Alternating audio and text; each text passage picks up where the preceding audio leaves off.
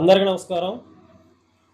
ఈ మధ్య కాలంలో ఆంధ్రప్రదేశ్ రాష్ట్రం ఉప ముఖ్యమంత్రి వర్యులు గౌరవనీయులు శ్రీ కొణిదెల పవన్ కళ్యాణ్ గారి పేరు చెప్పుకొని ఎంతోమంది పేరు సంపాదించుకోవడానికి ఆరాటపడుతున్నారు, ఉబలాటపడుతున్నారు. వారిలో ముందు వరుసలో ఉన్నటువంటి వ్యక్తి వైసీపీ ఎమ్మెల్యే ఎర్రగొండపాలెం తాడిపత్రి చంద్రశేఖర్ గారు. వారి వ్యవహార శైలి చూస్తే పులిని చూసి నక్క వాత పెట్టుకున్నట్టుగా ఉంటుంది. ఆయన నిన్న జగన్మోహన్ రెడ్డి గారి పుట్టినరోజు సందర్భంగా చేసిన వ్యాఖ్యలు ఏ విధంగా ఉన్నాయంటే, రాజకీయాల్లో ఇతను కూడా నాలాగే పెద్ద బచ్చా అంటున్నాడు.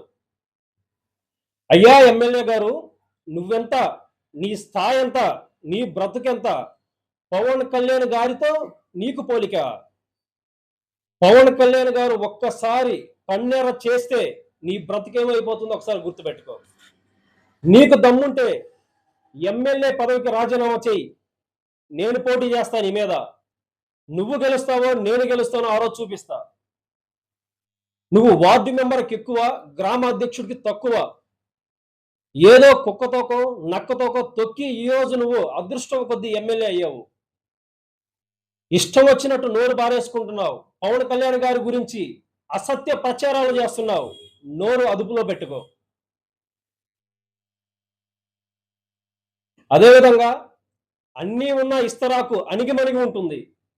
ఏమీ లేని నీలాంటి ఇస్తరాకు ఎగిసెగిసి పడుతుంది, గుర్తుపెట్టుకో. ఇంతకుముందు మీ పార్టీలో పెద్దవాళ్ళు, సీనియర్లు వాస్తవాలకు విరుద్ధంగా మాట్లాడి సభ్య సమాజం తలదించుకునేలాగా ప్రవర్తించి ప్రజల చేత చేదరించుకునేలా చేసుకొని అబద్ధపు కల్పనతో ప్రవర్తించిన వాళ్ళు ఈరోజు పోలీస్ స్టేషన్ల చుట్టూ, కోర్టుల చుట్టూ, జైళ్ళ చుట్టూ తిరుగుతున్నారు. చివరికి మీ పరిస్థితి కూడా అదే అవుతుంది, గుర్తుపెట్టుకుని ఎమ్మెల్యే గారు. ఇంకేమంటున్నారు? మీ కుటుంబంలో సర్పంచ్గా గెలిచారు. ఎస్, గెలిచారు. ఈరోజు ప్రకాశం జిల్లాలోనే అవినీతి సర్పంచ్ ఎవరంటే మొట్టమొదటి పేరు మీ కుటుంబ సభ్యుల పేరే వస్తుంది. మీ కుటుంబ సభ్యులు సర్పంచ్గా గెలిచిన తర్వాత ఎన్ని కోట్ల అవినీతి చేశారో ఆధారాలతో సహా మేము మా జనసేన పార్టీ వెలుగులోకి తీసుకొని వచ్చి ప్రతి ఒక్క ఆధారాలు అధికారులకు ఇవ్వడం జరిగింది. ఫస్ట్ అది తెలుసుకో. అదేవిధంగా నోరు అదుపులో పెట్టుకో. మీరేంటి, మీ కుటుంబ సభ్యుల పరిస్థితి ఏంటి అనేది. అదేవిధంగా పార్టీ పెట్టి 2 చోట్ల ఓడిపోయారు అని చెప్పేసి కామెంట్లు చేస్తున్నారు. ఒక్క రూపాయి కూడా పంచకుండా నీతి నిజాయితీగా పోటీ చేసిన వ్యక్తి ఎవరన్నా ఉన్నారంటే పవన్ కళ్యాణ్ గారు మాత్రమే. అదేవిధంగా ఈరోజు రెండు తెలుగు రాష్ట్రాల్లోనే కాకుండా యావత్తు భారతదేశం మొత్తం పవన్ కళ్యాణ్ గారి వైపు చూస్తుందంటే అది ఆయన గొప్పతనం. నేషనల్ అదేవిధంగా ఇంటర్నేషనల్ ఛానల్ గానే సర్వేలు కూడా పవన్ కళ్యాణ్ గారి గురించి గొప్పతనం గురించి తెలియజేస్తున్నాయి. అదేవిధంగా గౌరవ ప్రధానమంత్రి నరేంద్ర మోడీ గారు కూడా పవన్ కళ్యాణ్ గారి గురించి, వారి గొప్పతనం గురించి ఏ విధంగా చెప్తున్నారు మేము ప్రత్యేకంగా చెప్పాల్సిన అవసరం లేదు. వారు రాష్ట్రం గురించి, రాష్ట్ర అభివృద్ధి గురించి పవన్ కళ్యాణ్ గారు ఏ విధంగా ఆరాటపడుతున్నారో ప్రత్యేకంగా మేము చెప్పాల్సిన అవసరం లేదు. నరేంద్ర మోడీ గారే చెప్తున్నారు. మీరు ఇంకొక మాట అన్నారు నిన్న, బాధ్యత లేకుండా పవన్ కళ్యాణ్ గారు ప్రవర్తిస్తున్నారు అంటున్నారు. బాధ్యత గురించి మీరు చెప్తుంటే మాకు మా జనసేన పార్టీ నాయకులకి ఆశ్చర్యపదంగా ఉంది. బాధ్యత గురించి మీరు చెప్తారా? బాధ్యత లేకుండా ఇష్టం వచ్చినట్టు నోటికొచ్చినట్టు మాట్లాడుతున్న వ్యక్తులు మీరు. రోడ్లు వేయడంలో పవన్ కళ్యాణ్ గారు బాధ్యతగా ఉన్నారు. సేవ చేయడంలో పవన్ కళ్యాణ్ గారు బాధ్యతగా ఉన్నారు. తుఫాన్లు వస్తే ప్రజల విషయంలో బాధ్యతగా ఉన్నారు. మహిళల యోగక్షేమాల విషయంలో బాధ్యతగా ఉన్నారు. అదేవిధంగా ప్రజలకు నీరు అందించడంలో బాధ్యతగా ఉన్నారు. ఇల్లు లేని నిరుపేదలకు ఇల్లు కట్టించడంలో బాధ్యతగా ఉన్నారు. రైతుల విషయంలో బాధ్యతగా ఉన్నారు. విద్యార్థుల విషయంలో బాధ్యతగా ఉన్నారు. ప్రభుత్వ ఉద్యోగస్తులు అదేవిధంగా ప్రైవేటు ఉద్యోగస్తుల విషయంలో బాధ్యతగా ఉన్నారు. నిరుద్యోగులకు ఉద్యోగాలు కల్పించి బాధ్యతగా ఉన్నారు. ప్రభుత్వ పథకాలకు మీ పేర్లు, మీ తండ్రి పేర్లు పెట్టుకోవడం కాదు. పవన్ కళ్యాణ్ గారు ఇప్పుడున్న కూటమి ప్రభుత్వంలో ప్రభుత్వ పథకాలకి డొక్కా సీతమ్మ, అమరజీవి, బాపూజీ లాంటి మహానుభావులు వారి త్యాగాలకి గుర్తుగా వారి పేర్లు పెట్టడం జరిగింది. అది తెలుసుకోండి ఫస్ట్. అదేవిధంగా 26 జిల్లాల్లో 1299 రోడ్లు వేసిన ఘనత ఒక పవన్ కళ్యాణ్ గారికి మాత్రమే చెందుతుంది. అందులకు గాని, దివ్యాంగులకు గాని, పిల్లలకు గాని, వృద్ధులకు గాని ప్రతి ఒక్కరికి అండగా పవన్ కళ్యాణ్ గారు ఉన్నారు.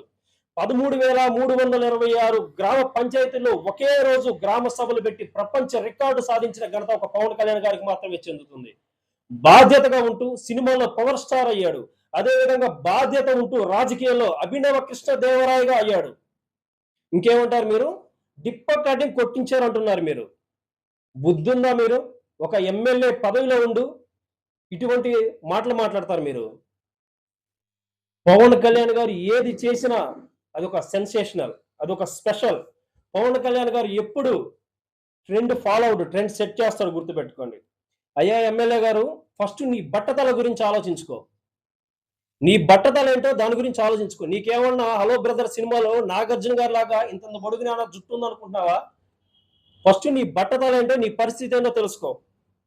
రాష్ట్రంలో 5,757 మందికి కానిస్టేబుల్ ఉద్యోగాలు కల్పించి వారు ఏ విధంగా ఉండాలో ఒక కానిస్టేబుల్ కొడుకు ప్రత్యక్షంగా కటింగ్ అలా చేయించుకొని ప్రతి ఒక్కరికి ఆదర్శం అయ్యాడు, గుర్తుపెట్టుకో.